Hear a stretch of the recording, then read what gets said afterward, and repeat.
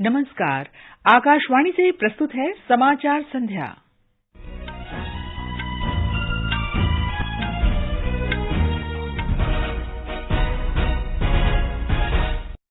संसद ने 2023-24 के केंद्रीय बजट को मंजूरी दी। लोकसभा ने राज्यसभा द्वारा संशोधित वित्त विधेयक को स्वीकृति दी। केंद्रीय स्वास्थ्य सचिव ने इन्फ्लुएंजा और कोविड-19 की तैयारियों की समीक्षा के लिए राज्यों के स्वास्थ्य सचिवों के साथ बैठक की। वाणिज्य और उद्योग राज्य मंत्री अनुप्रिया पटेल ने कहा, वाणिज्यिक वस्तुओं और सेवाओं में देश का निर्यात वित्त वर्ष 2022-23 तक $750 बिलियन तक पहुंच जाएगा। उच्चतम न्यायालय ने उत्तर प्रदेश में आगामी शहरी स्थानीय निकाय चुनावों में अन्य पिछड़ा वर्ग के लिए आरक्षण की अनुमति दी। और भारत की G20 अध्यक्षता में व्यापार और निवेश कार्य समूह की पहली बैठक कल मुंबई में शुरू होगी। समाचार संध्या के साथ मैं कनकलता। संसद के दोनों सदनों में अदानी मुद्दे की जांच संयुक्त संसदीय समिति से कराने और अन्य मुद्दों को लेकर आज लगातार 10वें दिन भी गतिरोध जारी रहा। हंगामे के बीच ही संसद ने 2023-24 के केंद्रीय बजट को मंजूरी दी। इसके बाद लोकसभा और राज्यसभा दिन भर के लिए स्थगित कर दी गई। एक रिपोर्ट। राज्यसभा में पहले स्थगन के बाद सदन की कार्यवाही 2 बजे दोबारा शुरू होने पर कांग्रेस और आम आदमी पार्टी के सदस्य अदानी मुद्दे की जांच संयुक्त संसदीय समिति से कराने को लेकर सदन के बीचों बीच आ गए। वहीं तृणमूल कांग्रेस, भारत राष्ट्र समिति, डीएमके और वाम दल भी उनके समर्थन में आ गए। हंगामे के बीच राज्यसभा ने वित्त विधेयक 2023 को लोकसभा को लौटा दिया। विनियोग विधेयक 2023 और जम्मू कश्मीर विनियोग विधेयक 2023 बिना चर्चा के ध्वनि मत से पारित कर दिया गया। राज्यसभा के सभापति जगदीप धनखड़ ने सदन के लगातार बाधित होने पर निराशा व्यक्त की। Honorable members, it is unfortunate that 10 hours that were given for discussion on this have not been availed.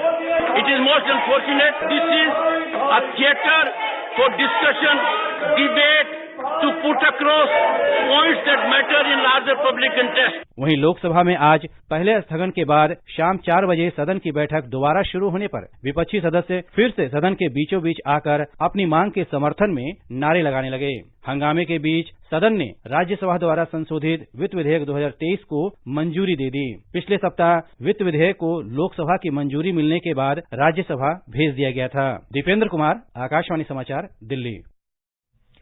Bharatiya Janata party के नेता और केंद्रीय मंत्री पीयूष गोयल ने कहा है कि ये बेहद दुर्भाग्यपूर्ण है कि कांग्रेस सदस्य संसद की कार्यवाही नहीं चलने दे रहे हैं और बयानबाजी कर लोगों को गुमराह करने की कोशिश कर रहे हैं। आज नई दिल्ली में संवाददाता सम्मेलन में उन्होंने कांग्रेस पर अन्य पिछड़ा वर्ग समुदाय का अपमान करने का आरोप लगाया। सरकार ने कहा है कि बजट प्रस्ताव में महिलाओं के लिए नई बचत योजना की घोषणा की गई है। महिला सम्मान बचत प्रमाण पत्र नामक इस योजना में 2 साल के लिए 7.5% की निश्चित दर से जमा राशि पर ब्याज मिलेगा। लोकसभा में एक लिखित उत्तर में केंद्रीय वित्त राज्य मंत्री पंकज चौधरी ने बताया कि यह योजना वित्त वर्ष 2023-24 में शुरू होगी। उन्होंने कहा कि महिला सम्मान बचत प्रमाण पत्र योजना में राशि की सीमा बढ़ाकर 10 लाख रुपए करने का कोई प्रस्ताव लंबित नहीं है। शिक्षा राज्य मंत्री डॉ सुभाष सरकार ने आज लोकसभा में बताया कि सरकार ने वेद पढ़ाने के लिए आदर्श वेद विद्यालय स्थापित करने का प्रस्ताव किया है। एक लिखित उत्तर में डॉ सरकार ने कहा कि केंद्र ने देश में 5 राष्ट्रीय आदर्श वेद विद्यालय स्थापित करने की मंजूरी दे दी है। ये आदर्श वेद विद्यालय पुरी, द्वारका, श्रृंगेरी, बद्रीनाथ और गुवाहाटी में स्थापित किए जाएंगे। ये समाचार हमारी वेबसाइट newsonair.com/hindi और हमारे mobile app news on AIR पर भी उपलब्ध हैं। महज अन्नदाता कहने से काम नहीं बनता है। ऐ किसान, तुझे पूरे देश का प्रणाम तो बनता है। धानुका, इंडिया का प्रणाम हर किसान के नाम। समाचार संध्या में आपका फिर स्वागत है। केंद्रीय स्वास्थ्य सचिव राजेश भूषण ने कोविड रोकथाम की तैयारियों की समीक्षा के लिए राज्यों के स्वास्थ्य सचिवों और वरिष्ठ अधिकारियों के साथ वर्चुअली बैठक की। ये उच्च स्तरीय समीक्षा बैठक देश में इन्फ्लुएंजा और कोविड के बढ़ते मामलों के मद्देनजर हुई है। हाल ही में केंद्रीय स्वास्थ्य सचिव और भारतीय आयुर्विज्ञान अनुसंधान परिषद के महानिदेशक डॉ राजीव बहल ने राज्यों और केंद्र शासित प्रदेशों के मुख्य सचिवों तथा वरिष्ठ स्वास्थ्य अधिकारियों को बढ़ते मामलों के कारणों पर कड़ी नजर रखने के संबंध में एक पत्र जारी किया है। पिछले सप्ताह प्रधानमंत्री नरेंद्र मोदी ने देश में कोविड और इन्फ्लुएंजा स्थिति का आकलन करने के लिए एक उच्च स्तरीय बैठक की अध्यक्षता की थी। आकाशवाणी का समाचार सेवा प्रभाग आज रात 9:30 बजे हिंदी और अंग्रेजी में अपने साप्ताहिक कार्यक्रम पब्लिक स्पीक में कोविड और इन्फ्लुएंजा संक्रमण के निवारक उपाय और उपचार पर चर्चा प्रसारित करेगा। भारतीय आयुर्विज्ञान अनुसंधान परिषद में महामारी विज्ञान और संचारी रोग विभाग के पूर्व प्रमुख डॉ रमन गंगाखेडकर चर्चा में भाग लेंगे। श्रोता विशेषज्ञ से कोविड और इन्फ्लुएंजा संक्रमण के एहतियाती उपाय, निदान और उपचार पर प्रश्न पूछ सकते हैं। श्रोता टेलीफोन नंबर 011-2371-7106 और 011-2331-4444 पर कॉल कर सकते हैं। व्हाट्सएप नंबर 9289094044 पर भी प्रश्न भेजे जा सकते हैं। #AskIR से ट्विटर हैंडल @IRNewsAlerts पर भी सवाल पोस्ट किए जा सकते हैं। इस कार्यक्रम का सीधा प्रसारण FM गोल्ड चैनल और अतिरिक्त मीटरों पर होगा। कार्यक्रम हमारे वेबसाइट newsonair.nic.in और हमारे YouTube channel news on AIR official पर भी उपलब्ध रहेगा। वाणिज्य और उद्योग राज्य मंत्री अनुप्रिया पटेल ने कहा है कि वाणिज्यिक वस्तुओं और सेवाओं में देश का निर्यात 2022-23 तक $750 बिलियन अमेरिकी डॉलर हो जाएगा।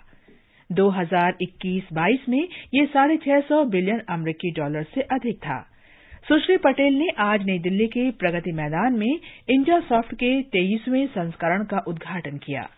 उन्होंने इंडियासॉफ्ट में जारी किए जाने वाले 70 से अधिक नए उत्पादों के विकास के लिए देश के अनुसंधान और विकास पेशेवरों की सराहना की। उन्होंने कहा कि यह डिजिटल क्षेत्र में देश की उपलब्धियों को दर्शाता है। इससे 2047 तक भारत को विकसित देश बनाने के संकल्प को मजबूती मिलती है। भारत की G20 अध्यक्षता के तहत व्यापार और निवेश कार्य समूह की पहली बैठक कल मुंबई में शुरू होगी। 3 दिन की बैठक के दौरान G20 सदस्य देशों के 100 से अधिक प्रतिनिधि, आमंत्रित देश और अंतर्राष्ट्रीय संगठन वैश्विक व्यापार तथा निवेश बढ़ाने पर विचार विमर्श करेंगे। एक रिपोर्ट।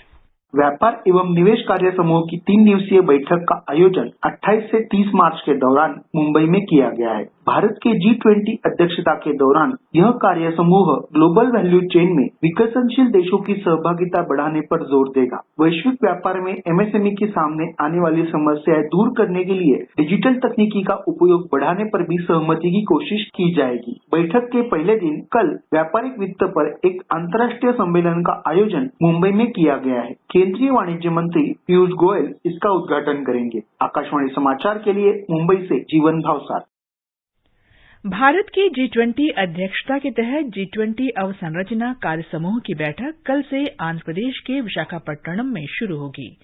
2 दिवसीय बैठक में G20 सदस्य देशों के करीब 63 प्रतिनिधि, आमंत्रित देश और अंतर्राष्ट्रीय संगठन भाग लेंगे। पर्यावरण और जलवायु कार्य समूह की दूसरी बैठक गांधीनगर में शुरू हो गई है। बैठक में सदस्य देशों ने जल संसाधन प्रबंधन की श्रेष्ठ पद्धतियों पर प्रस्तुति दी। इस आयोजन में 30 से अधिक देशों और कई अंतर्राष्ट्रीय संगठनों के प्रतिनिधि हिस्सा ले रहे हैं। ये समाचार आकाशवाणी से प्रसारित किए जा रहे हैं। ताजा समाचार जानने के लिए आप हमारे ट्विटर हैंडल @IRNewsHindi को फॉलो कर सकते हैं। ये आकाशवाणी है। उत्तर प्रदेश के मुख्यमंत्री योगी आदित्यनाथ ने शहरी स्थानीय निकाय चुनाव कराने की अनुमति देने के उच्चतम न्यायालय के फैसले का स्वागत किया है। एक ट्वीट में मुख्यमंत्री ने कहा कि उनकी सरकार अन्य पिछड़ा वर्ग के लिए आरक्षण नियमों का पालन करते हुए शहरी स्थानीय निकाय चुनाव कराने के लिए प्रतिबद्ध है। इससे पहले न्यायालय ने आज उत्तर प्रदेश में शहरी स्थानीय निकाय चुनावों में अन्य पिछड़ा वर्ग के लिए आरक्षण की अनुमति देते हुए राज्य चुनाव आयोग को इस संबंध में अधिसूचना जारी करने का निर्देश दिया। उत्तर प्रदेश में वकील उमेश पाल के अपहरण के आरोपी नेता अतीक अहमद को कड़ी सुरक्षा के बीच आज शाम प्रयागराज लाया गया। उसे प्रयागराज जिले की नैनी जेल में रखा गया है और कल प्रयागराज की एक अदालत में पेश किया जाएगा। उसके भाई अशरफ को भी बरेली जेल से प्रयागराज लाया गया है। कल उसे भी अदालत में पेश किया जाएगा। अब सुनिए आकाशवाणी के लोकप्रिय कार्यक्रम प्रधानमंत्री की मन की बात पर आधारित विशेष श्रृंखला। आज की कड़ी का विषय है प्रधानमंत्री का भ्रष्टाचार पर प्रहार।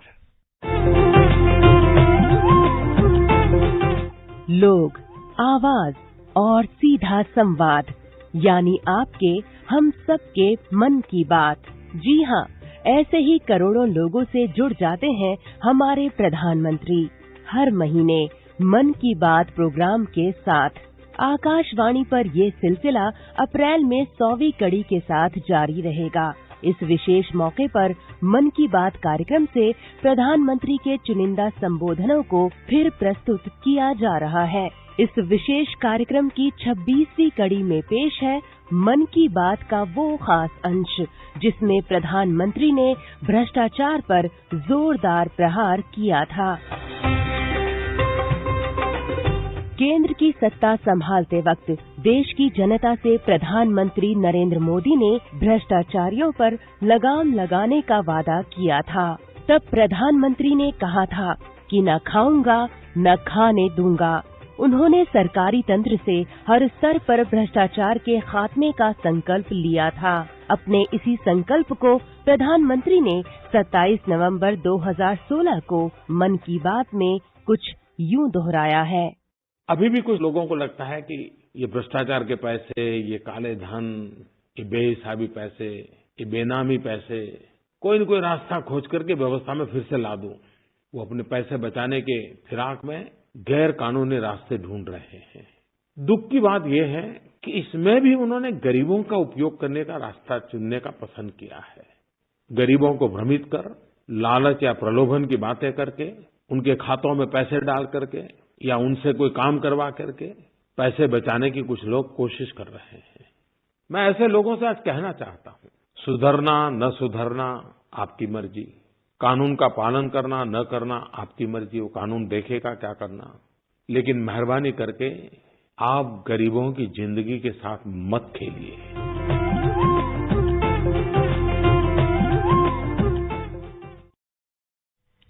मन की बात पर आधारित विशेष श्रृंखला आप सुन सकते हैं प्रतिदिन सुबह 8 बजे समाचार प्रभात और रात 8:45 बजे समाचार संध्या में। मौसम विभाग ने कहा है कि देश के उत्तर पश्चिमी हिस्सों में बुधवार रात से वर्षा, तूफान और ओलावृष्टि की आशंका है। विभाग के महानिदेशक डॉक्टर मृत्युंजय महापात्रा ने बताया कि 30 और 31 मार्च को कुछ स्थानों पर ओलावृष्टि हो सकती है। पश्चिमी विक्षोभ के प्रभाव में 30 और 31 तारीख को plains of north west India जैसे पंजाब, हरियाणा, उत्तर प्रदेश और एडजनिंग सेंट्रल इंडिया जैसे northern parts of Rajasthan, northern parts of Madhya Pradesh में थंडरस्टॉर्म हो सकता है और कहां-कहां ओलावृष्टि होने की संभावना भी है। लाइटनिंग का भी पूर्वानुमान किया जाता है। और 30 तारीख से 1 तारीख तक जो हिली एरिया है जैसे जम्मू एंड कश्मीर, हिमाचल प्रदेश, उत्तराखंड एरिया में भी स्नोफॉल हाई रीचेस पे और इसके साथ लाइटनिंग और ओलावृष्टि होने की संभावना है। अंत में मुख्य समाचार एक बार फिर। संसद ने 2023-24 के केंद्रीय बजट को मंजूरी दी। लोकसभा ने राज्यसभा द्वारा संशोधित वित्त विधेयक को स्वीकृति दी। केंद्रीय स्वास्थ्य सचिव ने इन्फ्लुएंजा और कोविड-19 की तैयारियों की समीक्षा के लिए राज्यों के स्वास्थ्य सचिवों के साथ बैठक की। वाणिज्य और उद्योग राज्य मंत्री अनुप्रिया पटेल ने कहा, वाणिज्यिक वस्तुओं और सेवाओं में देश का निर्यात वित्त वर्ष 2022-23 तक $750 बिलियन तक पहुंच जाएगा। उच्चतम न्यायालय ने उत्तर प्रदेश में आगामी शहरी स्थानीय निकाय चुनावों में अन्य पिछड़ा वर्ग के लिए आरक्षण की अनुमति दी। इसके साथ ही समाचार संध्या का ये अंक समाप्त हुआ। नमस्कार। महज अन्नदाता कहने से काम नहीं बनता है। ऐ किसान, तुझे पूरे देश का प्रणाम तो बनता है। धानुका, इंडिया का प्रणाम हर किसान के नाम।